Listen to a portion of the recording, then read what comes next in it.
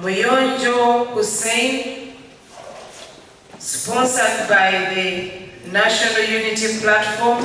Monakatemba Hussein Muyonjo amanyiddwa ennyo nga Swengere awangudde ekifo ky'omubaka wa Jinja North Division. Ono nga n'omuzannyo gwe gwa Swengere gulagibwa ku Bukedde TV1 awangudde n'obululu 1,927. Muyonjo hadiriddwa Edwin Lufafa Mona NRM nga ye yafunye obululu 1,2627. Olwo Kakoza Ronald yavuganyizza obwannamunigina n'avaayo n'obululu 4,427. Isiko Ronald ye yafunye obululu 221 ng'omugatta bavuganyiza babadde 16. Muyonjo oluvannyuma lw'okulangirira yeebazizza abantu abamutaddemu obwesige n'asuubiza okunywerera ku byazaasuubiza abantu. Obwesigwa bwammwe titujja kubanga tubulingirira oba kubutwala for granted. Tujja kubanga tugoberera ebyo byene ebibali mirowoozo byammwe nibyo mutusuubiramu.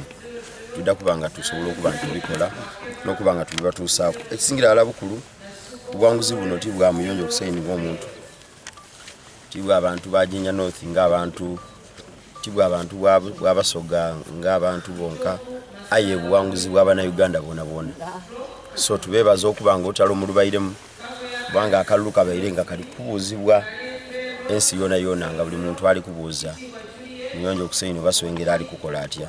Ne Sala Lwansasula alangiriddwa ku kifo ky'omubaka omukyalo w'ekibuga Jinja nga yameeza abalala okuli Anet Masika n'omukyala Liyo Manjeri kye baakutiika n'abalala. Jinja erina constituency 3 ng'okusinziira ku birangiriddwa akulira ebyokulonda mu Jinja. Flavia Nakasi Paul Mwero yawangudde Jinja South East constituency. Dr. Timothy Batuwa n'awangula Jinja South West. Hussein Muyonjo n'awangula Jinja North. Olwo omubaka omukyala n'abeera Sala Lwansasula. Paul Mwiru asimye abalonzi mu Jinja ababataddemu obwesige n'alabula n'abayiseemu obutava ku mulamwa. Tuli ba National Unity Platform era amaanyi g'abantu gasazeewo nti Lwansasula Sarah igwegenda agakulembere.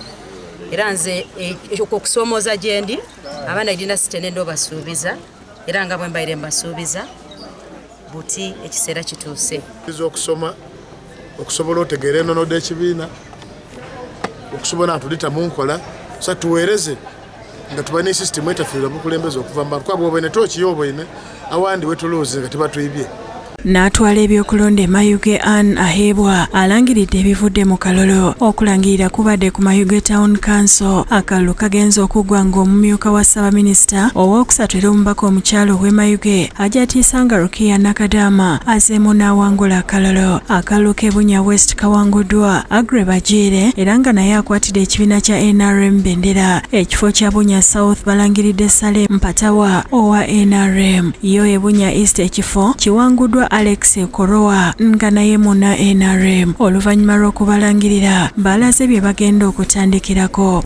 Enda kubasaba abooluganda embeeredde okusigala nga mulwanisa pate. Enda kubasaba nti tutoolewo tulekere kulwanisa pate twetaaga tukolere galala okuba agalala n'amaanyi.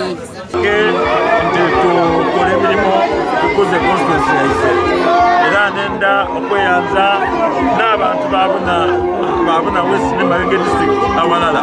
Nenda kubeebaza abantu bonna abeemerere ninze nayirala mu kwogera n'abantu n'okubona nti tukole ebintu bye tukoze mu kiseera ekitabayire kyangu aye nitwemererawo. N'akulira ebyokulonda eyiga nga Ase Nekesa alangiridde abawanguzi ku bifo eby'enjawulo. Nekesa alangiridde Abed Nasa Mudyobolo wa NUP ku kifo ky'omubaka owa Ikanga Municipality. Ono yawangudde omubaka abaddeyo Peter Panado Mugema. Nekesa alangiridde Andrew Kaluya owa NUP ng'awangudde mu ssaza lya Kigulu South. Ekifo ky'omubaka omukyala kiwanguddwa Mariam Seif owa NRM. Nadiirwa omubaka aliyo Sauda Kauma. Oluvannyuma lw'okulanga balaze bye bagenda okutandikirako. Tubaza Katonda atusasire twabita mu struggle y'emyaka 15 batusaba akalulu kaiga municipality.